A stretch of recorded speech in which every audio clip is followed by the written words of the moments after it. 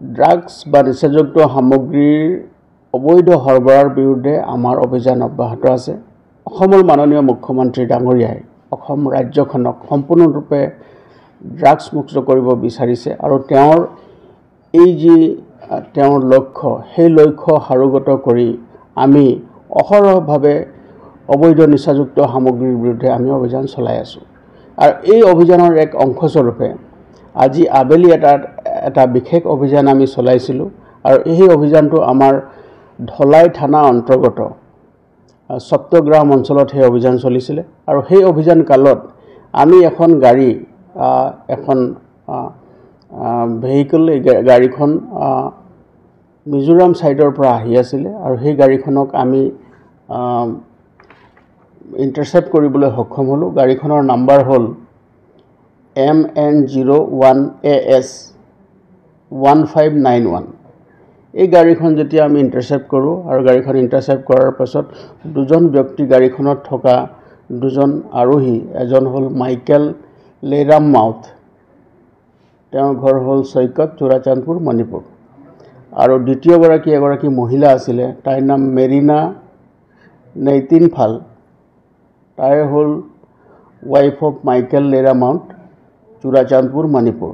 তেওঁলোকে এই দুইজন ব্যক্তিয়ে গাড়ীখনত মজুত আছিলে আৰু যেতিয়া আমি গাড়ীখনত খানতলাচি চলাওঁ তেতিয়া গাড়ীখনৰ পৰা আমি 99টা চাবোনৰ বাকচত সন্দেহযুক্তভাৱে হিৰোইন থকা বাকচ আমি জব্দ কৰিবলৈ সক্ষম হলোঁ।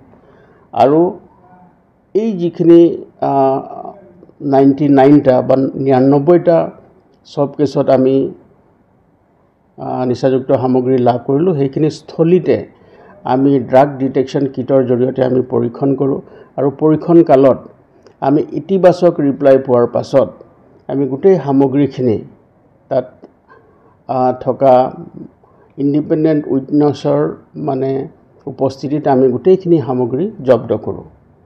আৰু এই যিখিনি সামগ্ৰী আমি জব্দ কৰিলোঁ এইখিনিৰ ওজন হৈছে প্ৰায় 1.22 কিলোগ্ৰাম আৰু এই গোটেই সামগ্ৰীখিনিৰ চোৰাং বজাৰত ইয়াৰ যি মূল্য হ'ব সেই মূল্য প্ৰায় 6.22 কোটিৰো অধিক হ'ব। গতিকে গোটেই সামগ্ৰীখিনি আমি জব্দ কৰোঁ। জব্দ কৰাৰ লগতে প্ৰাৰম্ভিক পৰ্যায়ত আমি ইয়াৰ তদন্ত আৰম্ভ কৰিছোঁ আৰু তদন্ত আমাৰ বৰ্তমানলৈকে চলি আছে।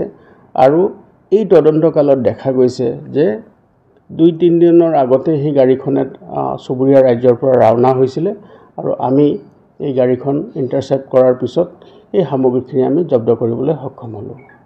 আৰু ইয়াৰ জৰিয়তে এইটো দেখা গৈছে যে এই যিখিনি সামগ্ৰী আছে এই বৃহৎ পৰিমাণৰ নিচাযুক্ত সামগ্ৰী আমাৰ জিলাক এটা ট্ৰেনজিট পইণ্ট হিচাপে লৈ বহিৰাজ্যলৈ লৈ যোৱাৰ ইয়াৰ পৰিকল্পনা আছিলে। গতিকে আমি ইয়াৰ লগত সম্পৰ্কিত থকা আন ব্যক্তি যিসকল আন্তঃৰাজ্যিক হওক বা আন্তঃজিলা হওক তেওঁ চক্ৰ জড়িত হৈছে তেওঁলোকৰ বিৰুদ্ধে আমি কঠোৰতম আইনগত ব্যৱস্থা ল'বৰ কাৰণে আমি তৎপৰ হৈ আছোঁ।